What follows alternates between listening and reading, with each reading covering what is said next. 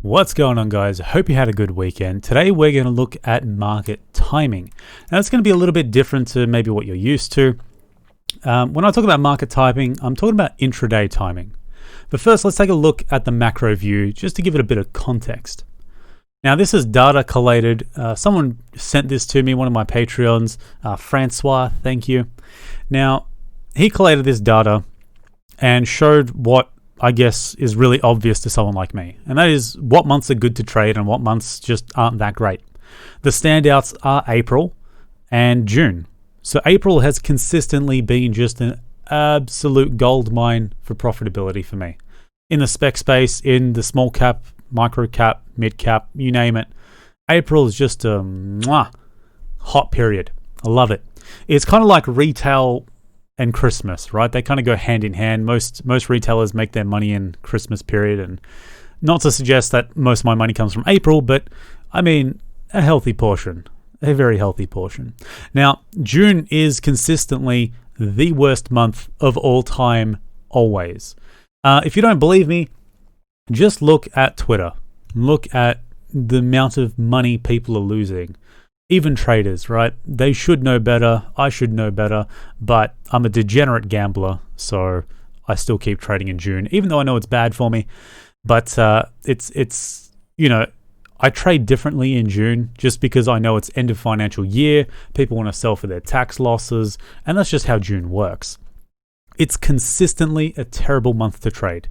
Whether you're trading small cap, micro cap, mid cap, doesn't matter. April's always hot. Now, I don't know why April's hot, but it just is. So I kind of don't question it. And if anyone knows, please do let me know in the comments. But I honestly have no idea in the last 9-10 years why April is just so goddamn juicy when it comes to trading stocks. If something closes on a high, I'd hop in and the next day it'll gap up 10-15%. And it just throws money at you, right? June, on the other hand, it's very much, even on good news, something will gap up and then just sell down straight away kind of thing. It's kind of ugly. But the rest of the months, they're not very consistent.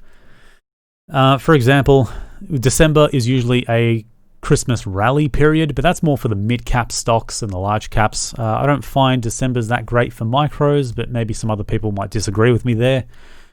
January is a bit dull, I find, but February is usually quite good. And May is sort of 50-50. It tends to be, the first half of May is good, second half of May is not that good. It's where you hear the phrase sell in May and walk away, and then people tend to come back in like August, because even July, despite the fact that this chart shows July being a good month, I find in the speculative microcap space, July is still goddamn awful. It's almost as bad as June. But this is the ASX 200, so it's not really reflective of the microcap space. So yeah, that's just a real brief look at the different types of months, which ones are hot, which ones are cold.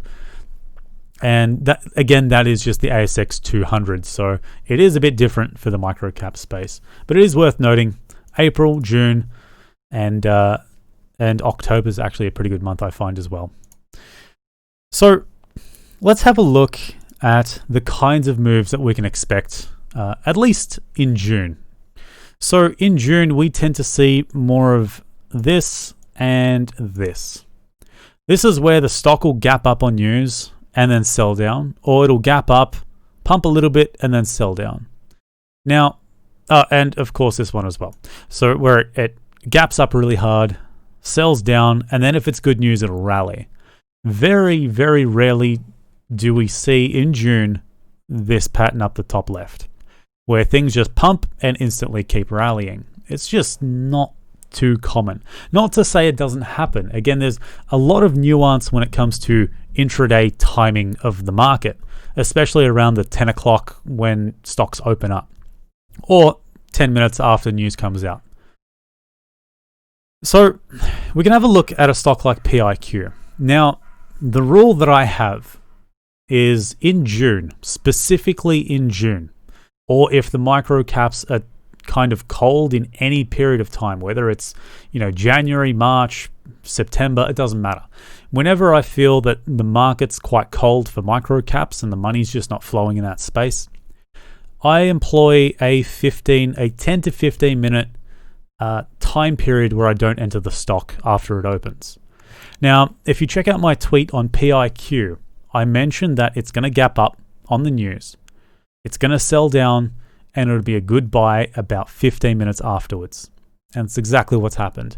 Sells down, 15 minutes later, it's a good buy for about 12%. And PIQ is some micro-cap stock. It's really doesn't even have that much volume, but it doesn't matter. The rule still applies for me. I find it works, and I usually apply that rule just about everywhere. Now, it's hard to say how far down a stock will go, but that's not the point. The point is you got to realize that there is timings for the market. Now, you can see this in a stock even like Afterpay when it rallies. So we can see at this candle here, it's 10 in the morning. And then after 1, 2, 3, 4, 5, 6, 7, 8, 9, 10, 11, after 11 to 12 minutes, it turns around. You've got your initial market hype. It hit resistance, irrespective of the fact that resistance is there. But usually after about 10 to 15 minutes, and this was bang on in the middle at 12 minutes, and then it reverses. And it doesn't matter what stock you look at, whether it's even something like SPT. Now, here's where the nuance comes in. SPT brought out its, this fantastic announcement where this sign up with MasterCard, and it was middle of the day. It was like 11 o'clock when the announcement came out. The markets had 10 minutes to react before auction, and then bang, it opens up. And even then, it gaps up, and I stayed away. Even though the announcement sounded brilliant and I knew it would be a good trader for the day, it was terrible. The opening was terrible, right? It dropped 10%. It shot up a little bit to 90, dropped down to 81 cents. I got in at 82. Now, this is where the 15-minute rule doesn't really apply for me. It's just about waiting for the sell down. It might be 5 minutes, it might be 4, but it also is kind of mixing it with reading the tape as well. So it's not just a timing thing. But it is June, and I waited for it to come down, got my entry, and then it rallied. And look, I can bring up a bunch of stocks. It doesn't matter what I look at. I can bring up any chart to support my case. That doesn't help. The point isn't for me to say, hey, look at this is true, and you just believe it. This is just something you should be aware of, is the timing of the market. Have a look at what happens in the first 15 minutes and why it happens. The sooner you pay attention to that, the better you'll be at timing your entries for stocks and seeing what happens and why. Even here on SPT, on the second pump day, rallied for about 10 minutes, and then move back down. There's your initial hype, and then a sell down. Now, one thing I want to mention is that this isn't a hard and fast rule. This isn't something that I can just say, right, every stock you wait 15 minutes and then enter. That's not how it works. This is more about getting you to be aware of the factors that are included in timing the market. One of the factors is how good the news is, right? Now, the second factor is what month you're trading in. Now, if you're trading in April, the statistical likelihood that if you have good news in April, you're going to look at something like this far more often than you are something like this at the bottom right. You're far more likely to gap up and rally in April than you are in June, like substantially more likely. Now, let's say you're trading in a bit of a lull month, something that's not too exciting, something like September or November, months that are just typically just average, nothing special, nothing really goes on. It could be a hot month, could be a cold month, it kind of just whatever. So something like that. You've got to decide a couple of things. Firstly, how much has the stock gapped up? If it's gapped up 100%, what are the odds that it's going to rally? It's just going to gap up and rally, right? You've got to mix that in with the market cap, how much volumes come through. You've got to read the tape as well. You've got to see the interest in the market. How many orders are fake? How many look real? And then you've got to look at whether the sector is hot as well. Not just whether it's a hot trading month for the spec space, but is that sector you're trading hype? So lithium, is that hype at the moment? Uranium, that's kind of dead now. What about gold? Gold is still pretty hype. Check the gold chart. Last I checked, it was still booming. Now, gold, even if you have a hype stock in gold, let's say, I believe it was MGV, had a nice hype announcement, something that looked very similar to SPX. And we can see, even on a really good news announcement, you've got 1, 2, 3, 4, 5, 6, 7, 8, 9, 10, 11, 12. Here you go. Around the 12-minute mark, it's hit the bottom. Despite the fact that the news was brilliant, and it was a gold stock, a sector that's pretty hype at the moment. And you can see it kind of just rallied the next day, and even then, gapped up, sold down. It's like, well, welcome to June, guys. That's how day trading works in this month. Now, I know some people might be a little bit skeptical of that and just say, well, no, you're just picky and choosy of the stocks that support your claim, right? That support the gap up and sell down.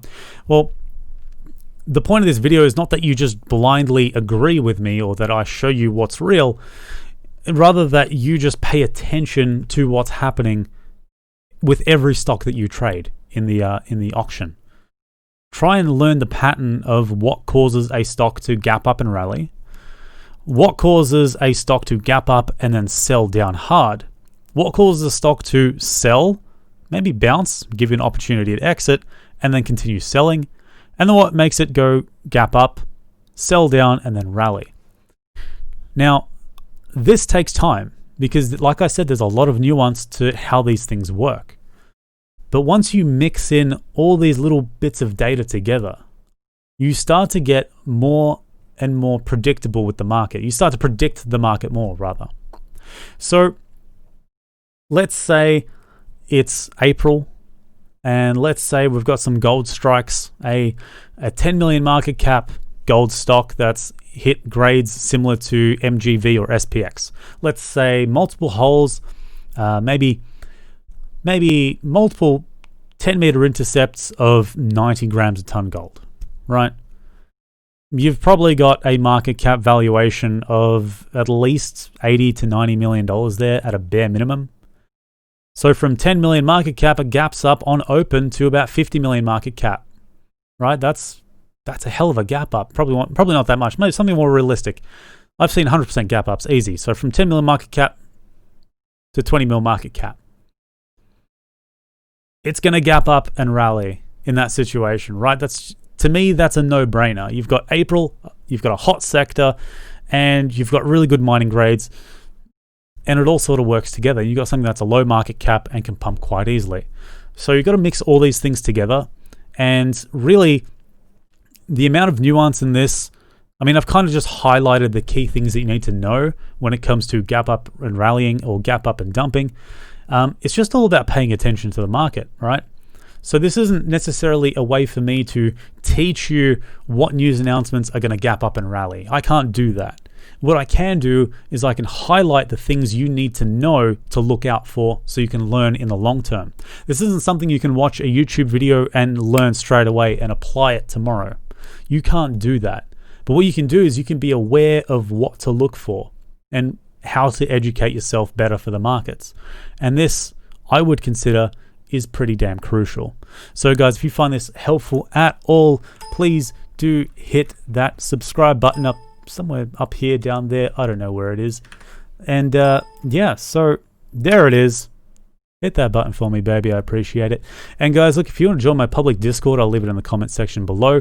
I have a private Discord as well. And if you'd like to join that, hit up my Patreon page in the link below. Otherwise, have a good weekend, guys. Cheers.